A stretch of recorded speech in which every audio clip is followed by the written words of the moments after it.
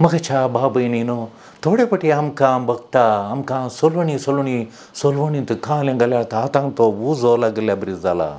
घरा काम म्हणजे इनकामाक उजो लागल्या बरी वलवलपण करपण गेल्या बरी हे उजो खालो तो उजो म्हणून एक आनी एक कालेंगे म्हळ्यार ह्या आवरांत आतां हें पावस एक पावस व्हडलो येता ताच्या फाटल्यान आनी एक पावस येता. एक पावस व्हडलो आनी एक पावस व्हडलो ह्या पावसा फाटल्यान पावस फाटल्यान पावस कित्याक म्हज्या जिणेंत त्याचो आवड आयिल्ल्या बरी जालां कित्याक येदो व्हडलें आवड घे म्हणलें ताका एक किर्तना वाचतना एक तुमी दिसा वाचून वचा किर्तना तांदूळ किर्तन 60 आनी 66 तांदूळ 12 श्लोक सांगता म्हाका ह्या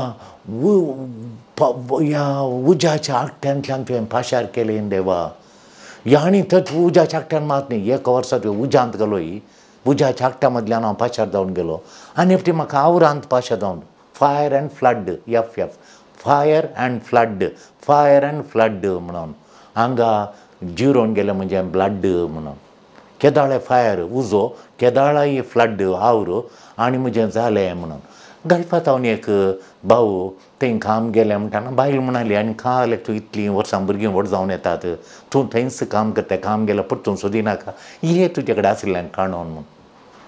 तो कोरोनाच्या पयलीं आयलो येवन ताणें हांगा एक हॉटेल घालें इश्टांनी सकट सांगलें हॉटेल घालून बायल नाका म्हणालें आमी नाका म्हणलें की हांवें कित्याक नाका म्हणलें आमी कित्याक नाका म्हणलें म्हळ्यार ताका एक्सपिरियन्स ना हॉटेल घालना ते कंपनीन काम करनासल्या मनशाक हांगा हॉटेल घालून चलय म्हळ्यार कशें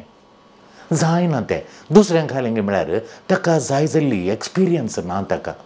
रांदतलो मनीस एक दीस येवना जाल्यार लोक येवन बसला हांगा खाण दितालो कोणा च्या करून दितालो कोणा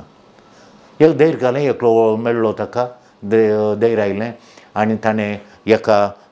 कामागाराक दवरलो बटल्याराक दवरलो दोगो ताका संयम करूंक सुपरवायझर मेळ्ळे आनी सकट मेळ्ळें काम सुरू केलें हॉटेल 2 म्हयने चल्लें 3ऱ्या म्हयन्यान ताचे आसले पयशे खाली जाले इनकाम येना बाजिल्लें रांदिल्लें प्रसलता इनकाम येना आनी परतून पयशे घालूंक वस्तू हाडूंक ताचे कडेन नात अशें जावन गेलें कित्याक ताका एक्सपिरियन्स नातलें तातूंत हांगा येवन म्हणा म्हजें हात पुरा म्हजें हात बाजून गेले म्हणालो तो म्हजें डाले पयशे पुरा खाली जाले म्हणालो त्या दाडा हांवें ताका यंत बरोवन दिलें म्हाका देवाचें उतार खालें म्हण दिजें हांगा आमी देवाचे मनीस म्हणटा हांव आनी ताका देवाचें उतार दिजें किर्तान ताचे 60 आनी 12 ताका बरोवन दिलें आनी वाचलें ताच्या मुखार देखून तें कितें म्हणटा तें भारी सोबीत किर्तान हांव केदाळें तें उडासा काडटां आनी तोळ म्हाका कशें सांगतना हें किर्तानाचें हांवें धाडचें म्हज्या मोबायलार रेडी आसा तें अशें बोट तांबून धाडूंक बार किर्तान 66:12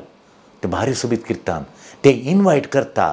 येया पळया देवान कितें केलां तें येया पळया देवान कितें केलां तें ताणें इजिप्तांत गुलामपणांतलें आमकां भायर काडून हांगी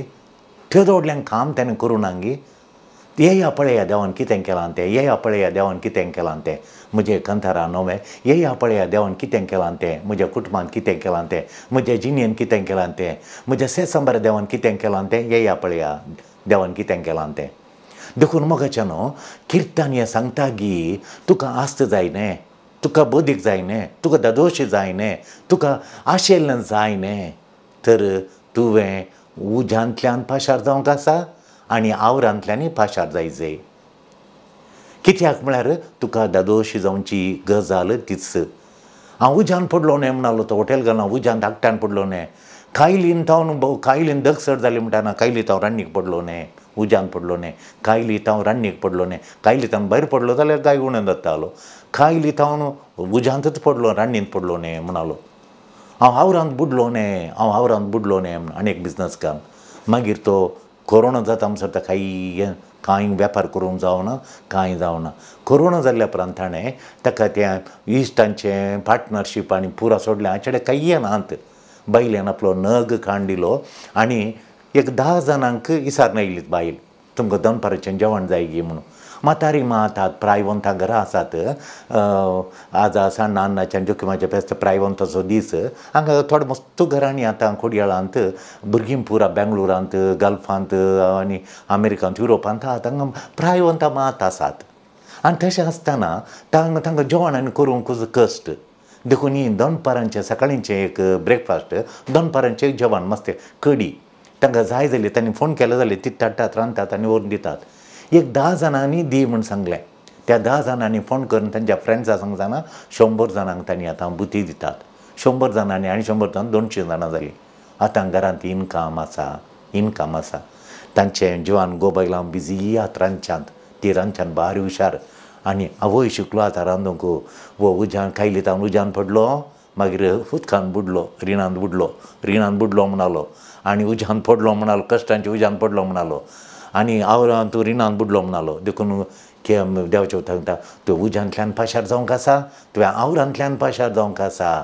आवरांतल्यान पाशार जाय तर तुका ददोशी जाय तर आतां तो पयले अर्गामीस दिवंक आमच्या आश्रमाक आयला आतां तो संतोश पळयचे फादर म्हजें रीण फारीक करता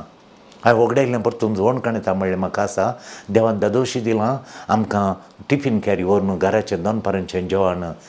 आनी क्लावड किचन केलां आमी तातूंत आमकां मस्त खोला येतात आनी आमी सकाळीं 10 वरां भितर आमी पुरो ऑर्डर काडटा मागीर रांदूंक सुरू करता एका वराक व्हरून आमी पायता थोडी नुस्तीं आमी पयलेंच करता मागीरची थोडीन तांणी सांगली मागीर आमी रापा कर आनी व्हरून दिता आमचे कडेन सगळें तयार आसा म्हणून देखून तुका उज्याच्या तिशीन खाल आसा उज्याच्या तिशीन तुका प्रमोशन आसा एक चेडूं म्हाका एक तरणाटें चली घाल दुबायतान फोन करता या म्हाका ह्या ऑफिसान तूं उज्यान बसयल्या बरी जाता दग जाल्ल्या बरी जाता आमी सांगलें ह्या ऑफिसाच्या उज्यांत हांव तिशीन तुका प्रमोशन आसा म्हूण एक दीस ताच्या बॉसान ताका प्रमोशन दिलें आनी तिशीन ताणें आतां प्रमोशन म्हळें देखून तुवें उजवाच्या तिशीन खाल आसा गे पळय प्रमोशन आसा म्हणजें देखून दांपल्ल्या दारां तिशीन तुवें दांपल्लीं दारां खालें करूंक की जायना खंय मुखार वचूंक की जायना चिंतलें की जायना दार दांपलां एक वाट दिसना तुका कितें केल्यार रीण दांपोवंक रीण फारीक करूंक जायना दार दांपलां इनकम म्हणलें ना दार चुरी भितर पयशे येनात ताचें नॅक्स्ट स्टेप कालेंगी म्हण पळय नॅक्स्ट स्टेप कालें दुसरें मेळटलें तुजें कॅरियर कामांत आतां बरें काम मेळ्ळां आतां तांचें रीण घरा काडलें रीण फारीक जाता येता तुज्या पिडेच्या तिशीन खाल आसा पळय तुज्या पिडेच्या तिशीन तुका आनी एक व्हडलो उपकार आसा ग्रेटर फेवर आसा तुज्या पिडेच्या तिशीन ही पिडा गूण जाली मागीर तूं तशेंच नाय ताच्या पिडेच्या उपरांत तूं बारी इम्प्रूव जाता एक ग्रेट फेवर ग्रेट उपकार कोण करता तुका मेळटा तूं इतलो संतोशान आनी आसताय तुजे कडेन उलयनातलीं कुट्टून उलयतात ग्रेटर फेवर कोण आसा जिणेन स्ट्रगल आसल्या थंय केदाळे पळय तुज्या जिणेन केदाळ स्ट्रगलात म्हज्या जिणेंत हांव केदाळ वद्दाडचें आसा पळय स्मूथ आसूं नजो बेड ऑफ रोजस आसूं नजो स्ट्रगल जिणेंत केदाळ तूं स्ट्रगल जाताय पळय केदाळ सुपर नॅचरल ब्रेक थ्रू जाता सुपर कळत आसतना तुज्या पुताक अमेरिका वचूंक विजा मेळ्ळी तुज्या पुताक तुज्या धुवेक न्यूझिलंड वचोंक इतले केदाळ घाल्ले हाळे पोर ताका मेळना न्यूझिलंड वचोंक कोलें कितल्या वर्सांचें आशा आतां ब्रेक थ्रू न्यूझिलंड वचोंक मेळ्ळें तुका देव फावो करता केदाळ तूं वद्दाडताय स्ट्रगल करताय आतां तुजे बांदपास म्हणटाय तूं म्हजे हात बांदून घाल्ल्या बरी जाता कांय करूंक जायना हात बांदून घाल्ल्या बरी जायना त्यो हाताच्यो चेनी तुटून पडटात लूज जातात तुका आपडल्यान भांगार जाता देखून डोंट गेट स्टक देखून तुवें उज्यांतच रावूं नजो जेजूच्या कृपेंत जेजूची ससाय मागोवन आनी त्या तुज्या कश्टांच्या वेळार पळय त्या कश्ट अंतर्मळांत हांव तुजें मागणें येता पळय तें नीज मागणें मस्त जाण सांगतात कहलें मागणें मनाचें गी म्हणून कहलें मागणें मनाचें गी म्हणून आनी कहलें मागणें म्हजें मनाचें म्हळ्यार तेरेज बायन म्हणल्या बरी मनाचें म्हज्या जिणेंत ह्या जाग जावन तेरेज बायन म्हणल्या बरी मागणें म्हणूंक जावना पोर ती तेरेज बाय आमच्या चापलाक आयली तिणें एक मागणें म्हळें जेजू मुखार हांव बसोन आलो थंय पदराक बी बसोन तिणें तेरेज बायन एक मागणें म्हळें ती खंय जावन आयिल्ली ती आस्पत्रेंत जावन आयिल्ली आनी तिका 3rd डिग्री कॅन्सर म्हूण आयलां 3rd स्टेज कॅन्सर गूण जावं की पुरो गूण जायना पुरो म्हणून शॉक मारला तेरेज बायक तिणें घर कशें सांबाळचें न्हवऱ्याक भुरग्यांक कशें सांबाळचें तिका कॅन्सर म्हणून आयली आनी अंतर्मळांत हांव ती दुकानींत ती रोडोवन तिणें मागलें थोलें मागणें तेलें पावरफूल मागणें तिणें म्हणलें तें खंतार तो ताळो तसो म्हाका दी सोमया तिणें म्हणली ती उतरां म्हाका दी म्हणून तिणें बुकी काडून कांय ना तिच्या काळजांत हांव अंतर्मळांत हांव जेजूक तिणें आनी कोणी ना म्हाका दुसरी वाट ना तूं सोमया म्हणून तिणें मागणें केलें ते मागणे नीज मागणे तिची मौत थंय दवानातली घरा कोणात की पयशे बँकांत वाड पडल्या की खंय येना तिचें जेजूचेर पूर्ण देवीचेर जेजूचेर केंद्र करता. जेजू आयकाचे म्हजी पिडा गुंडाचे अंतर मळांत म्हणल्यार मागणें नीज मागणें देखून आमी खाल करचें म्हळ्यार थंयली नीज मागणें म्हणचे देवाक कंप्लेन करूं जो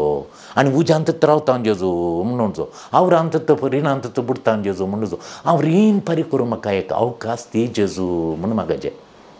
देखून ताच्या बदलाक कंप्लेन कर म्हळ्यार जेजू हें कित्याक म्हाका जालें हांवें मीस दिवनांगी हांव मीस वचोनांगी मागणी म्हणोन गी हांवें कितें वायट केलां अशें म्हळ्यार कंप्लेन करूं नजो जेजू कित्याक दिलें तुवें कित्याक गुन्यांव कराव कितें म्हणून जेजूक कंप्लेन करूं नजो. कंप्लेन करचें जावन आसता सोलोवणेचें पयलें आनी अती खोटें मॅट अती वायट तें कंप्लेन करूं नजो. हांवें मागचें कितें म्हळ्यार म्हज्या मोगाच्यांनी कोणें कंप्लेन करूं नजो केदां कंप्लेन करनातले आमी केदां सत्राय आसता जाग माग आसता अवेरनस जाता कंप्लेन करतल्यांक येना पडलें कंप्लेन केलें नातल्यार ती रिणांत पडनात कंप्लेनूय करनाकात म्हणून. चेडवांक सांगचें काजार जाता तुमी कंप्लेन करनाकात चेडक्यांक सांगचें काजार जाल्या उपरांत कंप्लेन करनात तुमचें जिवन तितलें सुगामा जाता म्हणून. ह्यो व्हडलो दुस्मान एकलो खोटो सैतान म्हळ्यार कंप्लेन करचें हर एका गेल्ल्या कडेन कंप्लेन करचें करिना हे तुका कळनातल्या वेळार तुवें म्हळें इट वॉज तुवें खाल करचें गे म्हूण सांगल्यार तुवें कले कश्ट आयल्यार बरें करचें रावो नजो. मदर तें जमनाली तिका त्या आनी आरेस येता ताणी आनी तिका एटॅक केल्ल्या वेळार इन्कम टॅक्साचेर एटॅक केल्ल्या वेळार दुस्मानान तिचेर धाड केल्ल्या वेळार मदरच्या ती सकाळीं उठून भुरग्यांक घेवन हाडून येयली ही म्हजी आस्त म्हणून. तिची ड्युटी तिणें बरें करचें रावना. आमची मगीबाई आसा आमची मेरीबाई आसा एक सैरी केल्लो पळोवन तिणें केल्ल्यो सैरीक पुरो कासारांक फेल जातात तिणें पयशां खातीर करचें तशें करून तिणें एकल्याचे 5 पयशे कणोवनात आनी सगळ्यांनी तिका दुरसोवंक केलें. मगीबायची ती सैरीक तुमी वचोंक वचना तिचे कडेन म्हणून पूण ती सैरीक करचें रावयना कित्याक म्हळ्यार फाती म्हणली हांव बरें करचें रावयना म्हणून. आनी म्हणली कोण ती मस्तू जाणां काजार करता म्हणून हें पयशे कणयतलीं थोडीं हांगा आसा सैरी करचें मालिनी आसात पयशे कणोवची सगळीं करचें काजार सक्ससफूल जातात करेक्ट पळोवन करता ती मागण्याचे मनीस सगळीं तिचे कडेन येतात तांकां इन्कम ना म्हूण तांणी तिचें नांव पाड केलां. देखून तांणी नांव पाड केलां आनी हांव करूंक तो वचना हांव सैरी करूंक तो वचना हे गरजेक पांय दवरना म्हणून म्हणलें तिणें ना हांवें बरें कशें करता म्हणून आतां परतून ह्या वर्सा तिणें 4-5 बऱ्यो सैरीक्यो केल्यो वर्साची 4-5 सैरीक्यो केल्ल्यो वता ह्या वर्सा म्हाका गुत्ता जाल्या परमाण 4-5 सैरीक्यो तिणें बऱ्यो केल्यात. This is the right attitude हो मनोभाव आसा जे कोणें खालें म्हळ्यार कितें जाल्यार कश्ट आयल्यार नश्ट आयल्यार बरें करचें रावून जो तुका कश्ट येतात उज्यांतल्यान वचोंक आसा आवरांत बुडोवंक आसल्यार पाशार जाता तूं पूण तुका धराळ तुका आशेल्लें धराळ मापाण मेळच्या खातीर तुका समृद्धी मेळच्या खातीर देखून हर एक रायट एटिट्यूड मनोभाव हांव उज्यांतल्यान आसल्यार हें टेम्पररी मात तात्कालीक मात वो उजो पर्मनंट न्ही थोड्या तेंपाक मात्र अंतल्यान पाशार जाल्या उपरांत म्हाका समृद्धी येता सूख येता समाधान येता म्हणून आमी म्हणचे. देखून हें फ्लड आपलें हें आवर हें सेटबॅक न्ही सेटबॅक म्हळ्यार म्हाका एक म्हजें जालें म्हणून न्ही हें म्हजें पयलें मेळट जैताक फस्ट स्टेप टू विक्ट्री. देखून हें फ्लड जावं दी हें उजो जावं दी वो उजो आसल्यार तो टेम्पररी आवड ह्या पावसांच्या टायमार मात येता मागीर आवड चलता मागीर बेळें बरें जाता. देखून एबांडन्स is coming healing is coming favour is coming तुका आपलें एबांडन्स ददोशीपण येता गूण जावची पिडा गूण जावचें जेजूतां कृपा येता ती वाटेर आसा तुका मेळटा आनी तुका फेवर तुका लवींग फेवर तुवें आशिल्लो फेवर लवींग फेवर तुका दोन येता तुजें लव फेवर तुवें खंयचो पळय मोग करता पळय तेंचो बेसांव तुका मेळटा. पूण तुवें कांय म्हणजे हें सेटअप म्हणजे हें सेटअप म्हाका आणकी एक सेटअप जाय जें म्हणटा आमी घर सेटअप करूं ना म्हणटात सगळीं रेडी जावंक एक फ्लड वो उजो हें पुराय एक पयलें ताचें तावन आमकां इतलें बरेंपण जाता. देखून कश्ट आयल्या वेळार देवाच्या दिश्ट केल्या आनी आमच्या मलगड्यान म्हळें कश्ट आमचेर आयल्या वेळार तुजे दिश्ट हांव लायता मेळटलो दैवीक आदार तुजो गळाय नासता हें कथार म्हणया आमकां जैत मेळटलें सेटअप मेळटलें. आमेन.